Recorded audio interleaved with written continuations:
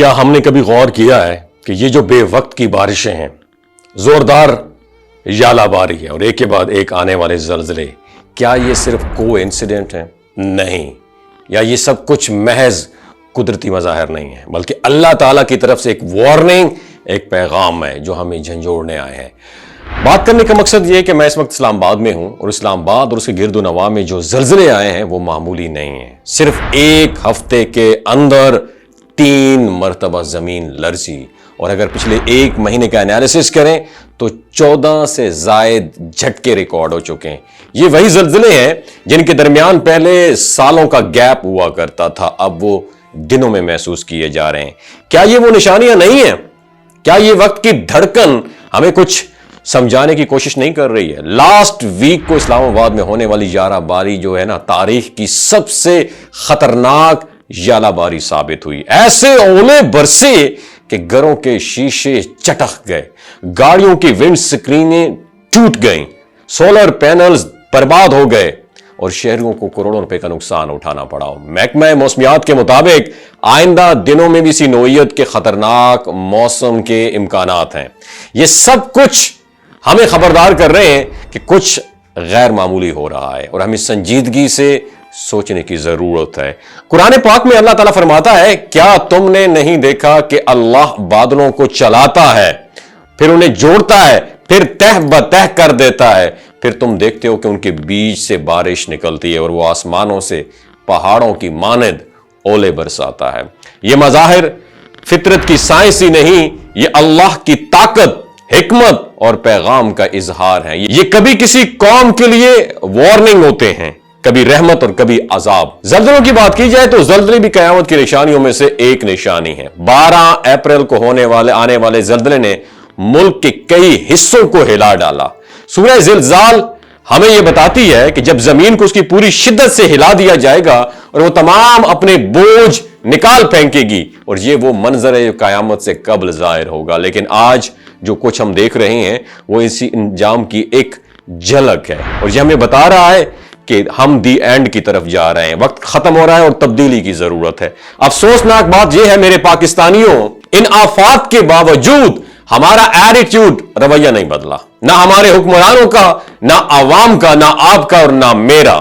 اسلام آباد اور راولپنڈی میں ژالہ باری سے تباہ شدہ گاڑیوں کی مرمت کے لیے لوگ لوٹ مار کر رہے ہیں، چند 100 روپے کے کام کے ہزاروں روپے مانگے جا رہے ہیں۔ آزمائش، یاد رکھیے میرے پاکستانیوں، صرف قدرتی نہیں ہوتی ہیں، آزمائش اخلاقی بھی ہوتی ہیں، اور یہ یاد رکھنا چاہیے، کبھی آزمائش پانی کی زیادتی سے آتی ہیں اور کبھی پانی کی غیر موجودگی سے آزمائشیں آتی ہیں۔ کراچی کو دیکھ لیجئے، 200 دن گزر چکے ہیں اور پانی کا ایک قطرہ نہیں گرا وہاں پہ۔ اب وہاں شدید ہیٹ ویو کی وارننگ جاری ہو چکی ہیں، اور سمندری ہوائیں بند ہو جائیں گی، نمی بڑھ جائے گی، اور گرمی انسان کو جھلسا کے رکھ دے گی۔ کیا یہ سب کچھ کافی نہیں ہے ہمیں جگانے کے لیے؟ کیا ابھی بھی ہم نہیں سمجھیں گے؟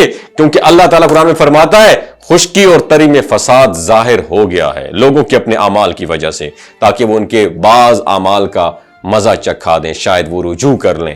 ہم نے درخت کاٹے، زمین کو نوچا، پانی کو برباد کیا، فضا کو آلودہ کیا، اور اب قدرت ہم سے حساب مانگ رہی ہے۔ نبی کریم صلی اللہ علیہ وسلم کا فرمان ہے، جب کوئی قوم اللہ کی نافرمانی کرتی ہے تو اللہ اس پر قحط، بیماریاں اور آفات کو مسلط کر دیتا ہے۔ تو آج جو کچھ ہو رہا ہے وہ صرف موسمیات نہیں، یہ ہمارے اعمال کا رزلٹ ہے، یہ اللہ کی پکڑ ہے، اور اللہ تعالیٰ کی طرف سے آخری وارننگ ہے کہ the time has come کہ ہم پلٹ آئیں، نماز کی طرف، توبہ کی طرف، استغفار کی طرف۔ ہمیں صرف پناہ نہیں مانگنی ہے بلکہ خود کو بدلنا ہوگا، ہمیں صدقہ دینا ہوگا، درخت اگانے ہوں گے، پانی کی سیونگ کرنی ہوگی، زمین کے حقوق ادا کرنا ہوں گے، کیونکہ اگر ہم نہ بدلیں تو قدرت کا رد عمل مزید شدید ہوگا۔ اللہ تعالیٰ ہمیں ہدایت دے، معاف فرمائے، اور ہم ان آزمائش سے نجات حاصل فرمائے، آمین۔ یہ ویڈیو اچھی لگی ہو، صدقہ جاریہ کے طور پر دوسرے مسلمانوں کے ساتھ ضرور شیئر کیجیے، ہو سکتا ہے آپ کے ایک شیئر سے اللہ تعالیٰ کسی کی زندگی اور دل بدل دے۔ اپنا بہت خیال رکھیے گا۔ پاکستان زندہ باد، اسلام زندہ باد۔ یہ جو گلگت بلتستان کے لوگ ہوتے ہیں نا، ان کی ایوریج عمر 90 سال سے بھی زیادہ ہوتی ہے۔ You know why? کیونکہ یہ لوگ شیلاجیت استعمال کرتے ہیں۔ شیلاجیت کے اندر 85 منرلز ہوتے ہیں۔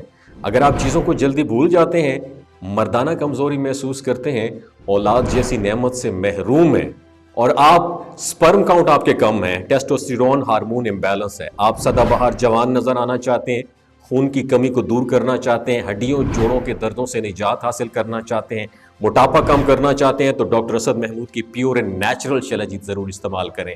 ایک بات آپ نے دماغ کی کھڑکیوں کو کھول کے آپ نے سننی ہے، ہمیشہ آرگینک اور قدرتی چیزوں کا استعمال کریں، کیمیکل والے فوڈ سپلیمنٹ خدا رہا استعمال نہیں کرنے۔